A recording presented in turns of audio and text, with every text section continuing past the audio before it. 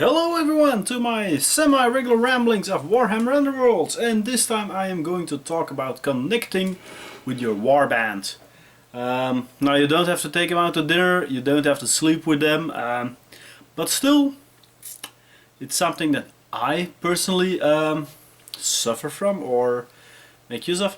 If it's a warband that tickles my fancy on looks, I'll buy it. I'm not collecting every warband. If it's a warband that is good in the meta and has a good meta deck, I don't care about it if it's not my looks. But one of the things that I do feel is that I'm always more motivated when you connect to it. So for example, Warhammer Underworlds, it's a game of great figures. You have the Last Remnants of the Savage Orcs, with Hitcracker's Mad Mob. You have, for example, a pretty unique models. These from Skate's Wild Hunt. They now came out with the Heralds with the 3 Centaurs, but Kurnadi Elves, Satyr-like style. You only find them in Underworlds. They're Sylvaneth, and you can fill them in Age of Sigmar with the Legend Scrolls, which by the way you can do with every warband. They just recently updated the Legends section of Age of Sigmar to include all the new warbands, like the Blood of the Bull even. So they're really on top of that. You also have very sexy vampire ladies with Velas van Veen from the Crimson Court, which are basically one of the most gorgeous warbands, and Underworlds has a lot of gorgeous models. And talking gorgeous models, of course, there is the model of the Millennium. Face it, GW, screw your Be'lakor, screw your Greater Demons. This is the guy that's made your game. Juneclaw the Crab. Best model ever made by GW. Write it down. He's the hero of the game. He's the legend. He's the GOAT. It's Juneclaw. And not only for Juneclaw, but ever since Age of Sigmar came out in 2nd edition with your Idoneth Deepkin, I've been sold on that army. It's something unique. You don't see it in any fantasy games. You got water elves on sea creatures, swimming on land. It's a magical thing. Sounds weird, and it is. But I clicked with that army, even though I of course bought the Hellsmiths of Ashut in multiples because they are Chaos Dwarfs and I'm at heart a Chaos Dwarf play. Purely for the Age of Sigmar setting. Idoneth Deepkin, visually stunning, to paint, great fun to assemble. Fiddly stuff, elves, a little less fun, but they are just something unique. They might not be the best army, sure. There are moments when the eel and sharkless go to the top and all the rest is semi-par compared to other armies. But it's their visual appeal. Also the fact that they're one of the least used factions. Definitely around here. But yeah, they just look stunning. And that's why I chose from in the beginning Idoneth Deepkin. That will be my army. And whether it goes from the lowliest Thrall, which is just like Tamaelis and Alafir and Renglaive are in Sirenes and Elaphane's warband, or your king on his deep mare. Such a gorgeous model.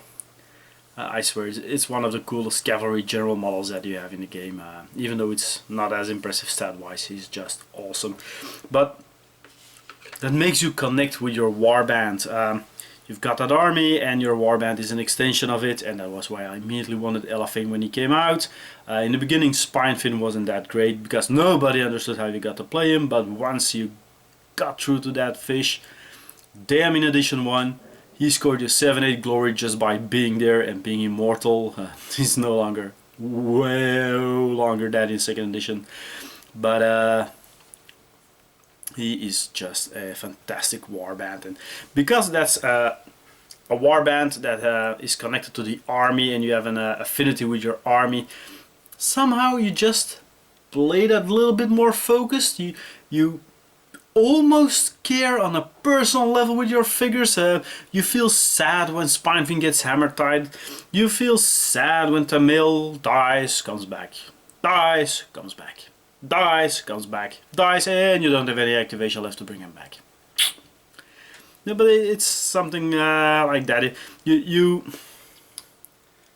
care about your warband and you're connected to them, and that's one thing that really helps me personally in just playing it extra notch. Well, I also played Old Belgian Underworlds, but that's just because I'm a degenerate. That's no secret. But yeah, no, but in the end, if I look back on 2nd edition, I played Garrick's Reavers because my gaming group made me pick that one. I gave him a few options of what I had recently painted. Which warband will I take to the tournament? I took Garrick's Reavers and I won the tournament. But yeah, then I played Karini's Reavers, of course, because those were the only legal IDNF warband in the first year, the Emberguard year. And now, of course, with Spitewood coming out, I am playing Elefane. I am going to play Elefane to pieces. He is just the GOAT. First edition also I played Elefane in Sarenia. I tried some other bands, but I always hark back to the IDNF bands because you just feel comfortable with them. But also something silly, for example, is, you know, in Age of Sigmar, your IDNF, they are fragile. They are not really your infantry and everything that high damage outputs like Slaves of Darkness or Aurochs or something. But you also know they are mobile and they have a lot of special shenanigans with the Tides. And now in Underworlds, they're basically the same. They have special shenanigans, a lot of them. If you look at the Elefane Scroll, for example, which has no single use abilities, but it even has Tides of Death in Underworlds, even there. You know you're mobile, you know you're fragile, you know you're accurate, but you know you're not doing much damage. And just because you're used to that from playing them in Spirit and Age of Sigmar regularly, you know also a bit of what to expect in Underworlds, because after all, they all follow the design lines of your main army. They're not gonna bring out a Chaos Warband that is movement 5 and has barely any single dodge save while clanking around in heavy armor. So you know, if you got a Dwarven Warband, the Caradron or something, they are slow and they are shooty. You just know if you got Orcs, it's just sheer ruthless smashing around. If you got the Iron Jaws thingy, if you got the Gunning Crew or the other Cruel Boys, well, you know it's gonna be more about dirty tricks and everything, but that is just something that you know. Lumineth, you know, their ability flexible, which Majoris Purifiers really is. So yeah, it's a thing. They all connect to each other. Your Spearhead, your Age of Sigmar, your Underworlds Warband, and that gives you that affinity.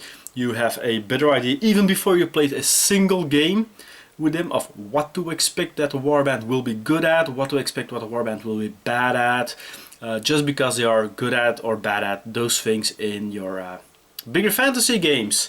So yeah, that's a bit of my rambling about connect to your army, and well, for me it's one of the guides why I make the army warband choices that I make. Thanks for watching, hope you liked it, enjoy, yeah. See you next time. Bye bye.